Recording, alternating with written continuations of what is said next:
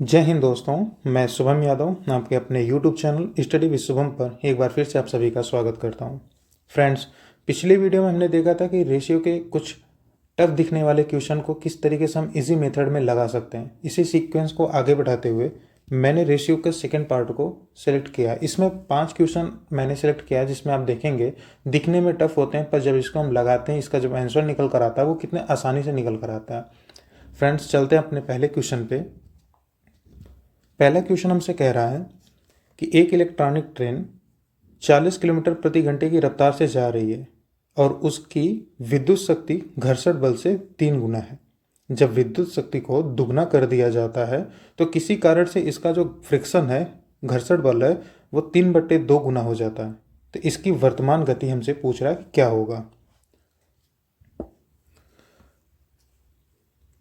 Friends, इस question को करने से पहले हमें फिजिक्स का फार्मूला पता होना चाहिए जिसमें इलेक्ट्रिक पावर, फ्रिक्शन और वेलोसिटी की जो रिलेशन दिया होता है। तो यहाँ पे हमें पता होना चाहिए इलेक्ट्रिक पावर जो हमारा होता है वो फ्रिक्शन इनटू वेलोसिटी होता है। यहाँ से हमारा वेलोसिटी निकल कर आ जाएगा electric power upon friction force. Question में हमें दिया है पहले कंडीशन में कि जो इसका इलेक्ट्रिक फोर्स है, पावर है, वो फ्रिक्शन फोर्स का 3 गुना है। तो हमारा पहले V1 निकल कर आ जाएगा 3/1 और V2 निकल कर आ जाएगा, जो हमारा सेकंड कंडीशन दे रहा है, कह रहा है कि जब विद्युत शक्ति को, इलेक्ट्रिक पावर को 2 गुना कर दिया जाता, पहले 3 था तो अब कितना हो जाएगा 6, और उसका जो फ्रिक्शन होता है किसी कारण से 1.5 गुना हो जाता है। तो पहले 1 था तो अब हो जाएगा 3/2। तो जब हम V1 रेशियो V2 निकालेंगे तो हमारा निकल कर आएगा 3 रेशियो, यहाँ से 3 कैंसिल आउट हो जाएगा, 3/4 निकल कर आ जाएगा। यहाँ से वेलोसिटी 1 और वेलोसिटी 2 का रेशियो। 3 की वैल्यू हमें क्वेश्चन से दिया है कि वो कितना है, 40 किलोमीटर प्रति घंटा। तो 1 की वैल्यू कितनी हो जाएगी, 40/3। तो जो 4 की वैल्यू होगी, जो हमारी रिसेंट वेलोसिटी होगी, वो हमारी 4 का यहाँ पे मल्टीप्लाई हो जाएगा, तो टोटल हो जाएगा 160/3 km/h। 160, ये हमारा ऑप्शन सी 160/3 km/h ये हमारा हो जाएगा। आपको ये फार्मूला पता होना पड़ेगा इस क्वेश्चन को सॉल्व करने के लिए। तो आप इस क्वेश्चन को जब लगाएं तो आप इस फार्मूले को हमेशा ध्यान में रखिए, नोट डाउन कर लीजिए या स्क्रीनशॉट ले लीजिए। आप हमेशा इसको याद रखिएगा कि इलेक्ट्रिक पावर जो होती है वो फ्रिक्शन फोर्स इंटू वेलोसिटी होती है। नेक्स्ट क्वेश्चन पर चलते हैं। नेक्स्ट क्वेश्चन हमसे कह रहा है कि एक इंजन है जो 20/3 मीटर पर सेकेंड की गति से बिना किसी वैगन से जुड़े आगे बढ़ता है। वैगन यानी कंपार्टमेंट, जो डिब्बे होते हैं। इंजन की गति में कमी वैगनों की संख्या के वर्गमूल के समानुपाती है। जब 9 वैगन लगे होते हैं तो इसकी गति 5 मीटर पर सेकेंड होती है। वैगनों की अधिकतम संख्या जिसे इंजन ले जा सकता है।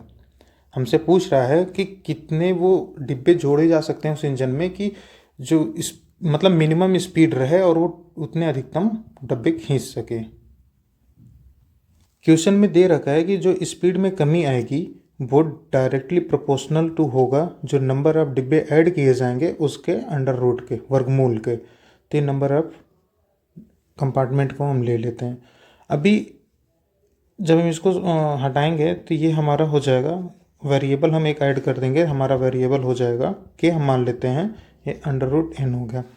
जो v कमी हो रही है, स्पीड में कमी हो रही है, वो कितनी की हो रही है, पहले कितनी थी 20/3 की, अब कितनी हो जा रही है 5 की। तो 5 जब इसमें से घटाएंगे तो हमें पता चलेगा कि 5/3 मीटर पर सेकेंड की कमी हो रही है। तो यहाँ से हम 5/3 इक्वल टू के, n की वैल्यू कितनी है, नंबर कितने जोड़े जा रहे हैं, वैगनों की संख्या 9 है, √9, यानी जब हम अंडर रूट हटाएंगे तो हमारा निकल कर आएगा 3 × 3 है यहाँ पे। तो k की वैल्यू हमारी निकल कर कितनी आएगी, k आ जाएगी हमारी 5/9। अब क्वेश्चन में हमें स्पीड दिया है, क्वेश्चन में स्पीड हमें दिया है कितना, ओरिजिनल इसकी स्पीड है 20/3।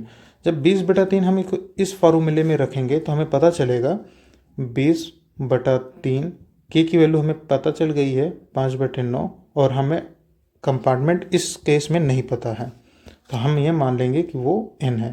तो यहाँ से हम सॉल्व करेंगे तो √n से यहाँ पे 3 हो गया, यहाँ पे ये 4 बन जाएगा, यानी √n इक्वल टू आ गया हमारा 12। तो n इक्वल टू दोनों साइड का हम स्क्वायर कर देंगे तो ये हमारा हो जाएगा 144। जब 20 मीटर 20/3 मीटर पर सेकंड की गति से चलेगा तो टोटल 144 डिब्बे उसके साथ जोड़े जा सकते हैं। लेकिन इस कंडीशन में ट्रेन चले ही नहीं पाएगी, वो पूरी की पूरी रुक जाएगी। तो इसमें से जब हम एक डिब्बे को माइनस कर देंगे यानी 143 डिब्बे रहेंगे, तो कुछ न कुछ धीमी धीमी स्पीड से वो चलती रहेगी। पर जब हम टोटल 144 ही ऐड कर देंगे डिब्बे, तो इंजन पूरा स्टॉप हो जाएगा, ट्रेन चल नहीं पाएगा। तो उसमें से एक डिब्बे को माइनस कर देंगे तो मिनिमम स्पीड से 143 डिब्बे को वो खींच सकती है। फ्रेंड्स, इस क्वेश्चन को करने का एक और तरीका है, पर उसके लिए ये देखना पड़ेगा कि ऐसी कौन सी संख्या है ऑप्शन में जिसका स्क्वायर -1 है। मतलब अगर यहाँ पे 169 की जगह 168 होता तो हम बेशक इसको करते, हमें करना पड़ता, क्योंकि यहाँ पे यहाँ 13 का स्क्वायर -1 होता, यहाँ पे 12 का स्क्वायर -1 होता, तो हमें एक देखना पड़ता। अगर सिर्फ सिंगल ऐसा कोई डिजिट है इसका मतलब वो हमारा आंसर होगा। पर अगर 2 3 ऐसे ज़्यादा ऑप्शन है तो आपको जाहिर सी बात आपको करना पड़ेगा। आप इतने श्योर हो के नहीं किसी ऑप्शन पे तुक्का मार सकते हैं। पर अगर एक ऑप्शन है तो आप जाहिर सी बात है आंसर वही होगा, वो डेफिनेट वही होगा। 143 हमारा राइट आंसर है। नेक्स्ट क्वेश्चन पर चलते हैं। नेक्स्ट क्वेश्चन हमसे कह रहा है कि एक वस्तु की मुख्य लागत कच्चे माल का 3 गुना है। यदि कच्चे माल की लागत 5:12 में बढ़ा दी जाए और विनिर्माण का खर्च, जो खर्च की लागत है, उसको 4:5 के अनुपात में बढ़ा दी जाती है, तो प्रारंभिक लागत हमें दिया है कुछ 6 रुपये थी, तो अंतिम लागत हमसे पूछ रहा है कि क्या होगी। फ्रेंड्स, इस क्वेश्चन को करने से पहले हमें पता होना चाहिए जो प्राइमरी कॉस्ट होती है, मुख्य लागत, वो रॉ मटेरियल और प्लस मैन्युफैक्चरिंग कास्ट से मिलकर बनी होती है। क्वेश्चन में हमसे कह रहा है कि जो मुख्य लागत है प्राइमरी कॉस्ट, ये रॉ मटेरियल का 3 गुना है। ये अगर 3 गुना है और रॉ मटेरियल 1 है तो मैन्युफैक्चरिंग कास्ट हमारा कितनी हो जाएगी? 2 हो जाएगी। यहाँ से आप देख सकते हैं हमसे क्वेश्चन में आगे कह रहा है कि कच्चे माल की लागत 5:12 में बढ़ा दी जाती है। कच्चे माल की लागत यानी पहले कितनी थी? 1 रुपये थी, अब कितनी हो जाएगी? 12/5 हो जाएगी। और हमारा जो मैन्युफैक्चरिंग कास्ट है वो हमसे क्या कह रहा है कि 4:5 में हो जाएगी। यानी पहले 4 की वैल्यू 2 थी तो 1 की वैल्यू कितनी हो जाएगी? 1/2। और अब 5 की वैल्यू यानी ये 5/2 हो गई। यहाँ से आप सॉल्व करेंगे तो ये हमारा आ जाएगा 24, 25, 49/10। यहाँ से पहले कितनी थी? 3, अब कितनी है? 49/10 यानी 4.9। इसकी वैल्यू हमें क्वेश्चन में दिया है ये 6 थी, यानी डबल टाइम हो गया, तो ये भी डबल टाइम हो जाएगा। ये कितना आ जाएगा हमारा? 9.8 हमारा आंसर हो जाएगा। अंतिम लागत कितनी हो जाएगी? Option A 9.8। नेक्स्ट क्वेश्चन पर चलते हैं। इस क्वेश्चन में कह रहा है कि एक व्यक्ति ने 2560 किलोमीटर की कुल दूरी का कुछ भाग वायुयान से, कुछ जलयान से, कुछ कार द्वारा तय किया। वायुयान और जलयान तथा कार द्वारा तय की गई कुल दूरी में लगा समय का अनुपात 1:4:5 है। इन यात्राओं में प्रयोग किए गए साधनों की औसत गति का अनुपात 20:1:8 है। तो पूरी यात्रा की औसत गति हमें दिया है 64 किलोमीटर पर आवर। तो जलयान की औसत गति, उसका समय और उसके द्वारा तय की गई दूरी हमें फाइंड करना है। क्वेश्चन में हमें टोटल डिस्टेंस दिया है और एवरेज स्पीड दिया है, तो यहाँ से हमारा टोटल टाइम निकल कर आ जाएगा 2560/64। ये हमारा 4 से डिवाइड हो जाएगा, यानी टोटल टाइम निकल कर आ जाएगा 40 घंटे। टोटल टाइम 40 घंटे है और टाइम का रेशियो हमें दिया है 1:4:5 के। ये 10 हो गया, 10 की वैल्यू 40 है, तो यानी 1 की वैल्यू 4 आ गई। और जलयान हमारा बीच वाला है, तो यानी 16 घंटे लेगा। और ऑप्शन में देखेंगे कि 16 घंटा सिर्फ पहले ऑप्शन में, ऑप्शन ए हमारा राइट होगा। लेकिन फिर भी हम इसको आगे सॉल्व करते हैं, अलग अलग स्पीड और डिस्टेंस निकालेंगे। अब यहाँ से आप देख सकते हैं इनकी गतियों का औसत दिया है कितना हमारा, और समय का अनुपात दिया ये। तो जब हम इनका मल्टीप्लाई करेंगे तो हमारा डिस्टेंस होगा। डिस्टेंस बराबर होता है टाइम इनटू स्पीड। तो जब इसको मल्टीप्लाई करेंगे तो हमारा हो जाएगा 20:4:40। सॉल्व करेंगे तो हमारा कितना हो जाएगा? 4 से डिवाइड करेंगे तो 5:1:8। इसको जब जोड़ेंगे तो हमारा कितना निकल कर आएगा? ये हमारा निकल कर आएगा, सॉरी यहाँ पे ये 10 होगा, मैंने गलती से, ये 10 होगा। इसको जोड़ेंगे तो 16 निकल कर आएगा। ये टोटल डिस्टेंस 16 है, लेकिन 16 की वैल्यू हमें क्वेश्चन से कितना मिल रहा है? 2560। तो 1 की वैल्यू कितनी हो जाएगी? 160 और एक की वैल्यू हमें यहाँ पे दिया है जलयान का। तो यहाँ से आपको इस डिस्टेंस निकल कर आ गई, यहाँ से आपका टाइम निकल कर आ गया 16 आवर्स, और यहाँ से अब आप स्पीड निकाल सकते हैं। इसको बटे हम 16 करेंगे तो कट जाएगा 10 किलोमीटर पर आवर। यहाँ से आप ऑप्शन ए हमारा राइट आंसर है। ऑप्शन ए हमारा राइट आंसर हो जाएगा। नेक्स्ट क्वेश्चन पर चलते हैं। नेक्स्ट क्वेश्चन भी एक अच्छा क्वेश्चन ही है। ये कह रहा है कि एक चुनाव में एक मतदाता है और वो 2 उम्मीदवारों को वोट दे सकता है, यानी एक जो मतदाता होगा, वोटर होगा, वो 2 वोट को काउंट कर सकता है, दे सकता है। कह रहा है कि आधे मतदाता उम्मीदवार ए को अपना पहला वोट देते हैं और जो दूसरा वोट होगा वो उम्मीदवार बी, सी और डी को 3:2:1 में देते हैं। बाकी के बचे मतदाता में से आधे मतदाता ने अपना पहला वोट बी को दिया और जो दूसरा मत होता है सी और डी को 2:1 के अनुपात में देते हैं। तो बाकी मतदाताओं में से आधे मतदाता ने अपने पहला मत सी और डी को 1:1 में देते हैं और 840 मतदाताओं ने अपना वोट नहीं डाला है। तो प्रत्येक उम्मीदवार को कितने मत मिले, उनकी अलग अलग संख्या हमें बतानी है। तो ये क्वेश्चन है हमारा। इस क्वेश्चन ये दिखने में आपको टफ लग रहा होगा पर ये बहुत इजी क्वेश्चन है, आप ध्यान से देखिएगा। कह रहा है कि ए, बी, सी, डी इनको वोट देनी है और हर एक वोटर के पास 2 वोट हैं। अब यहाँ से आप देख सकते हैं कि क्वेश्चन में कह रहा है कि बी, सी और डी को 3:2:1 में वोट दिया गया है। कहने का मतलब ये आधा वोट यहाँ है तो आधा वोट हमारा यहाँ पे होगा, यानी 6 वोट। आप टोटल ऐड करेंगे तो कितना हो गया हमारा 12। तो हमें ये मान के चलना पड़ेगा कि हमें 6 का मल्टीपल में कोई हम वोटर की संख्या ले लेते हैं। तो हम ये मान लेते हैं कि हम 24 वोटर ले लेते हैं जिनका हर एक का 1 वोट होगा, तो टोटल हमारे पास 48 वोट आ जाएंगे। ये वोटर हो गया और ये हमारे पास वोट आ गए हैं। अभी इसके आधे मतदाता यानी 12 मतदाता ने, जिनके पास कितने वोट होंगे 24, तो इसमें से पहले ने 12 को दिया, ए को दिया, ए को कितना देगा 12, और फिर बी और सी डी को 3:2:1 में, तो यानी ये टोटल कितना हो गया, ये 6 हो गया।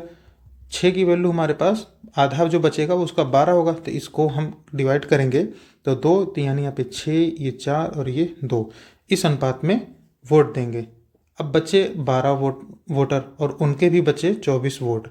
कह रहा है कि अब बाकी बचे मतदाताओं में से आधे मतदाता यानी 6 मतदाता जिनके टोटल वोट कितने होंगे 12, पहला वोट बी को देते हैं। तो पहला वोट बी को देंगे तो ये बी को मिलेगा 6, और दूसरा वोट है वो सी और डी को 2:1 में।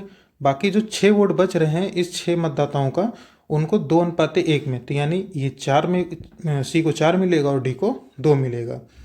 अब बच कितने रहे हैं, अब भी 6 वोटर बच रहे हैं जिनके टोटल 12 वोट हैं। अब इसमें से कह रहा है कि बाकी मतदाताओं में से आधे मतदाता ने अपना पहला मत सी और डी को 1:1 में देते हैं। तो इसमें से आधे मतदाता यानी 3 के टोटल मत 6, आधे मत यानी ए, सी और डी को 1:1 में, तो यानी सी को 3 मिलेगा और डी को भी 3 मिलेगा। बाकी जो मतदाता 3 बच रहे हैं उनका टोटल वोट भी 6 होगा। उन्होंने अपने मत का प्रयोग नहीं किया, जो कि क्वेश्चन में दिया है कि वो 840 हैं।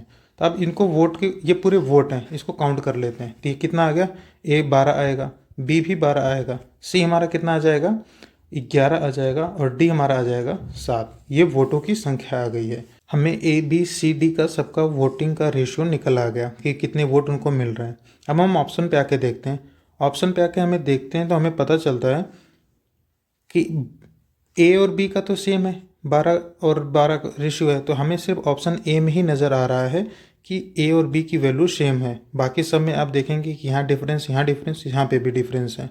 तो हमारा ऑप्शन ए राइट आंसर होगा।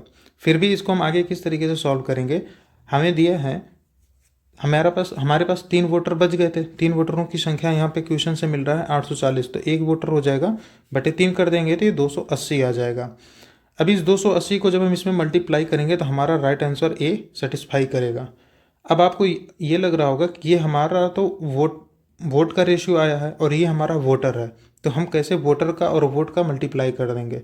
फ्रेंड्स, अगर हम यहाँ पे ध्यान से देखें तो 3 वोटर थे, 3 वोटर के 6 वोट हो गए। हम यहाँ पे लिख लें 6 वोट, और इतने मतदाताओं ने वोट नहीं डाला, तो इतने के भी तो 2 × 840 ये टोटल वोट आ गए। वही बात हुआ कि यहाँ पे 3 × 2 था, तो 2 से 2 वही मतलब कट जाएगा, कैंसिल आउट हो जाएगा, और 3 की वैल्यू यहाँ पे इतनी हो जाएगी। कहने का मतलब हमें क्वेश्चन में पहले ही वोट का और वोटर का रेशियो दे दिया था, तो जो रेशियो वोट का निकल कर आएगा वही वोटर का भी होगा। इस तरीके से हम इसमें 280 का मल्टीप्लाई करेंगे तो हमारा आंसर निकल कर आ जाएगा। थैंक यू दोस्तों, यही 5 क्वेश्चन थे मैंने सेलेक्ट किए थे। अगली वीडियो में भी मैं इसी तरीके से अच्छे क्वेश्चन को सेलेक्ट करके आपको आपके सामने ला कर रखूँगा। आप देखिएगा किसी इजी तरीके से उसे लगा सकते हैं। अगर आपने वीडियो को यहाँ तक देखा तो वीडियो को प्लीज़ लाइक कीजिएगा, अपने फ्रेंड्स में जो कंपटीशन की एग्ज़ाम तैयारी कर रहा है उसके साथ ज़रूर शेयर करिएगा। चैनल को सब्सक्राइब करके रखिए, बेल आइकन के बटन को प्रेस करके रखिएगा, मेरा कोई भी नया वीडियो आता है तो आपको उसकी नोटिफिकेशन मिल जाए। जय हिंद दोस्तों, आपका मेरे साथ बने रहने के लिए शुक्रिया, धन्यवाद।